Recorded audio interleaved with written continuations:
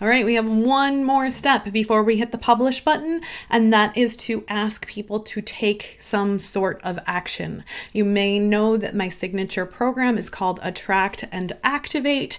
I will be inviting you to join me at the end of this video series in that program, but basically the idea is that we want to use SEO to attract people into our world and into our business and onto our website, and then we want to activate them to take some sort of next step, because most of us do not have AdSense on our websites. We don't have a way that we're monetizing our blogs, maybe a couple like affiliate links here and there, but for the most part, our goal is to get people to our websites in order to turn them into leads. So get them onto our email list, get them to fill out our contact form, get them to buy a product from us. And some blog posts can be a really great place to ask them to take that action. So while you are finishing up your blog posts, make sure that you know what the next action is that you want people to take when they finish reading, or maybe even partway through.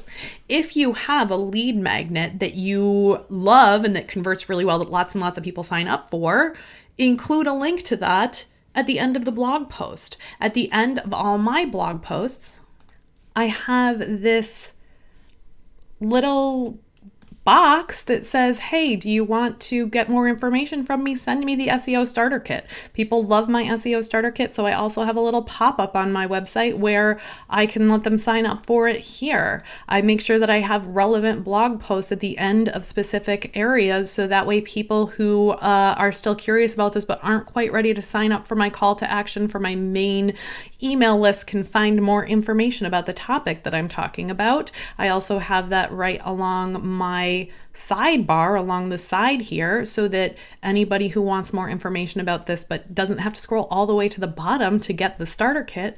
And when it's appropriate, this blog post that I just am pointing out is a particularly technical one for people that have a specific urgent problem, that their traffic tanked and they don't know what to do next. Oh, sorry, I'm like scrolling through at a weird pace. I have here, if you don't know what to do, then here you should book a call with me. And I just state it there. I link them to my consulting page where they can buy a time to book a call with a member of our team. So your call to action can be based on what people who are reading this blog post need. For more, did my screen just freeze up again? Okay, don't know if my screen just froze up, so I may need to re-record this one.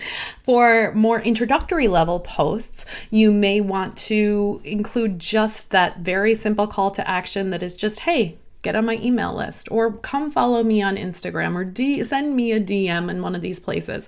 But for the more specific blog posts that do have a very clear, here's how to book a call with me, or here's a product that would fix this for you, you can definitely include information in there. In fact, I might replace this out, take this part out, and just put a little face, like a picture of my face that says, here's how you can book a call with me, and replace that end of blog post here with an image that would be, here's how I can help you. So making sure that every page on your site has not only links to other things people can learn from you, but a way that you can capture their information and follow up with them. So they go from being an anonymous member of your community to somebody who you have information about. You can reach out to them with an email. You can get on a phone call with them. You can send, you can take their credit card information and send them something at this point. Depending on what is appropriate, you can ask them for money at this point, or just get their email list, whatever makes sense.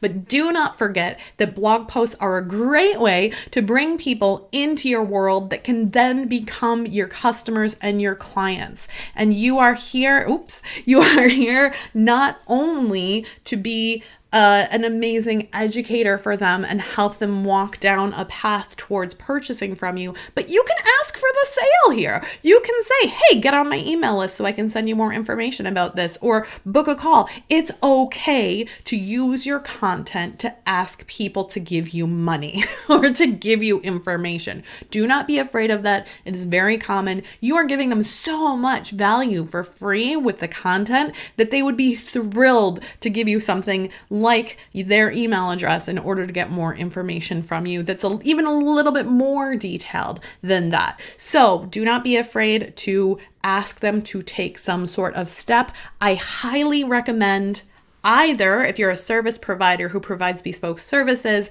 I would say that you should ask them to book a call. If you have a specific service that would be appropriate, send them to a sales page. If you have a specific product, either a physical product, a digital product, a course that would help them with the next step of it, feel free to link to that, and then always have people going to your email. Now, if you have a Facebook group or you're really active on Instagram, you can still include information about that too, but I would recommend always going email first before you go to social media, just because then you own that relationship as opposed to being beholden to someone else's algorithm that could change overnight. I'm not going to get too far into the politics of social media, but get an email address instead of getting people into a Facebook group or instead of getting a follower on LinkedIn. Okay, please get email addresses. And that's all I'll say on that. Let's get into the next video where we hit publish.